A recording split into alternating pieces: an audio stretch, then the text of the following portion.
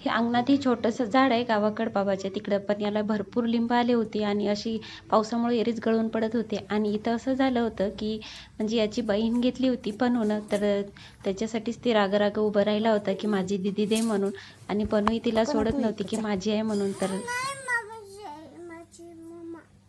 Mamma तुझी इकडं आहे ना, वेदू दे ना त्याची त्याला, त्याची वेदू दे त्याला, वेदू दे ना त्याची त्याला. दुखते ग हाय पाय वेदूचा. हा दादाचा मुलगा दिसते छोटासा, पण इतका मस्त्याखोर आहे की नाही काय. जे खाली दिसलं ते डोक्यावरती घेऊन इकडे येते. आणि बघा तिकडे ज्याचं असं साईडला पलीकडून घर दिसत आहे ना, तर तेथून ते घेऊन आलं सामान. आणि इथं त्याला पायऱ्यावरती चढता येत नव्हतं, त्याच्यामुळे ते पडत होतं, नाहीतर मस्त डोक्यावर घेऊन आलं होतं ते. आणि संध्याकाळचे जेवण वगैरे झाले नाही बघा, लेकरं व्यायाम करत होते. बाबा शेतात जातात जागल करायला, त्याच्यामुळे स्वयंपाक वगैरे लवकर होतो. तर जेवण वगैरे झाले होते आणि छान लेकरं इथं खेळत होते. तर चला भेटून नेक्स्ट व्लॉगमध्ये.